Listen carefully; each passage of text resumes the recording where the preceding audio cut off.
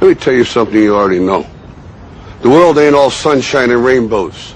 It's a very mean and nasty place, and I don't care how tough you are, it will beat you to your knees and keep you there permanently if you let it. You, me, or nobody is gonna hit as hard as life. But it ain't about how hard you hit. It's about how hard you can get hit and keep moving forward. How much you can take and keep moving forward. That's how winning is done.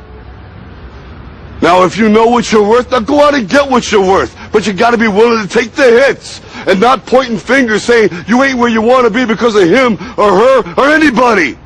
Cowards do that, and that ain't you. You're better than that. You got a dream, you got to protect it. People can't do something themselves. They want to tell you you can't do it.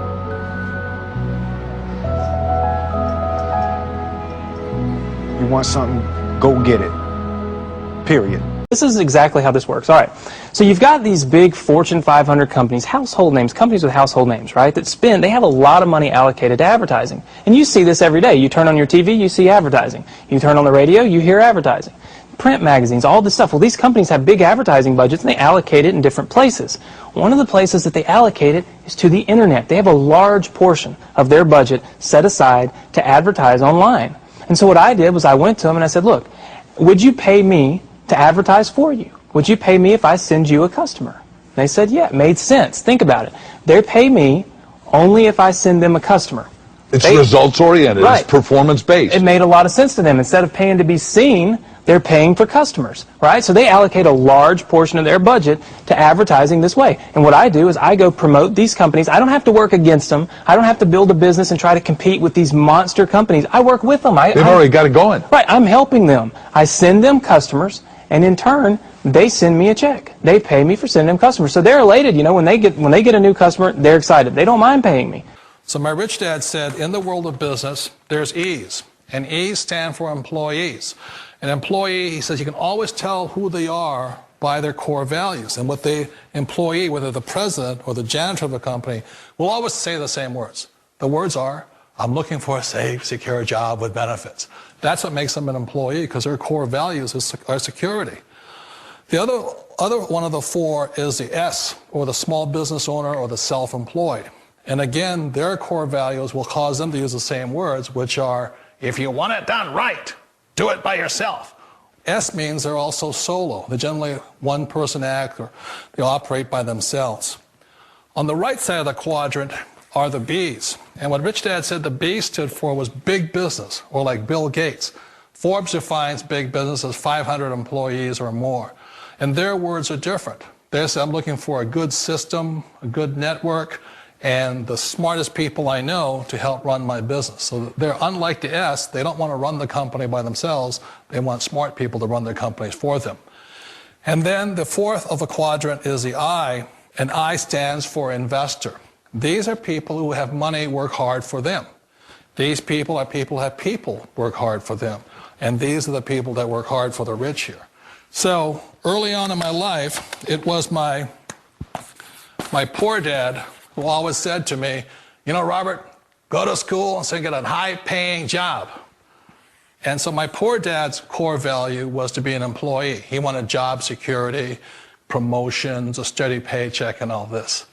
And so it was my rich dad who said to me, he says, you know, Robert, if you really want to be rich, learn to build businesses. It made more sense to him to work hard to build a business, something you owned, and something you could pass on for generation to generation to your kids. Whereas my poor dad said, work hard, but my rich dad said, why would you work hard for something you'll never own and you can get fired from right away? Again, that was the difference in values. So my rich dad suggested I learn how to be a business owner and learn how to be an investor. And that's one of the big differences. On this side of the quadrant, these people here work for security. They work for money also. On this side over here, their key value that they want is they want freedom. They don't want to have to work at a job anymore. They don't want to have to work for the rest of their lives. So the beauty of building a business and learning how to invest is very simply that this is passive income. You work hard for a few years, but possibly for the rest of your life, income keeps flowing to you. 1.5 trillion. E-commerce has arrived. And guess who's shopping? Teenagers, Generation Xers, baby boomers, and even seniors, the fastest growing segment online. Hello, everyone. Welcome to Good Money, your trusted source for personal finance advice. I'm Tanya Rivero in New York. Ever wonder what it would be like to work from home? With advances in technology, more and more people are looking for home-based jobs that could easily give them the flexibility of setting their own hours and perhaps find a better work-life balance. It enables you to run your own business, be your own boss, but with the backing of another company that's there because you're selling their products or their services. Wouldn't it be nice if your commute consisted of stepping to the kitchen for a cup of coffee, then into your home office? Well, thanks to the internet, plenty of people do it daily. Best commute in town. Very short.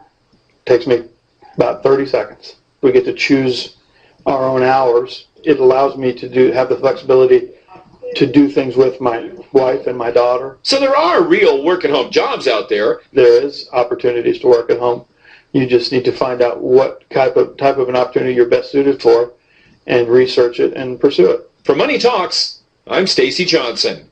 The number one asset a person can build is build a business. That is the smartest thing you can do.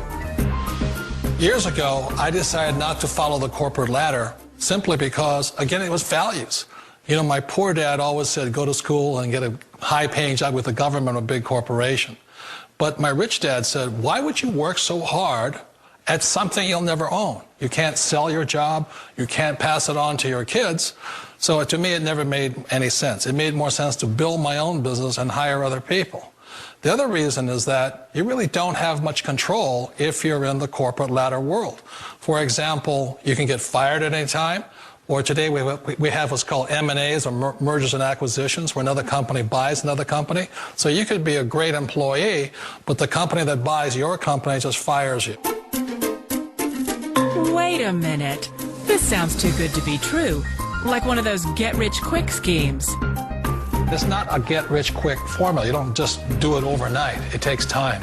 I still remember the first time I made that transition was back in 1978 when I fully quit my job and I had to depend upon my company that I was building to support me. So I understand the fear. The beauty, the most important thing to remember is this. There's two kinds of people in the world. There are the types that will say, you'll never make it. And I had a lot of people, a lot of friends and family saying that. You're stupid, don't do it. And the second type were the people that said, go for it, you can do it. Don't worry about it, we'll cover you. So the most important thing is support of friends and family. One of the beauties of a direct selling company is that they provide that personal support to you for as long as it takes you to make the journey from the left side to my rich dad side. One of the challenges of being self-employed is that you're your own boss. You're the solo act. Like in the S quadrant, you're the individual.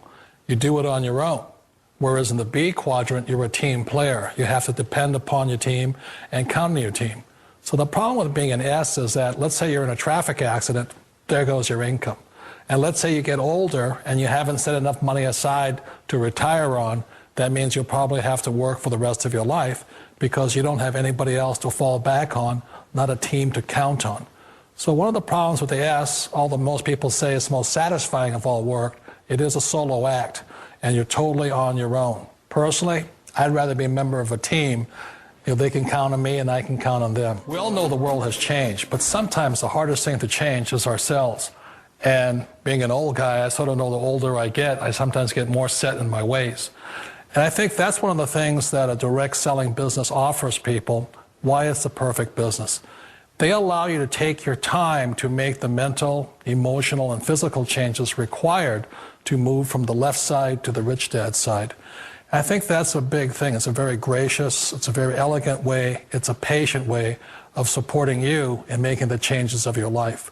So please remember, change always creates upset, but sometimes we all know we have to make those changes. And if you know it's time for you to make that change, then the perfect business may be a direct selling business for you.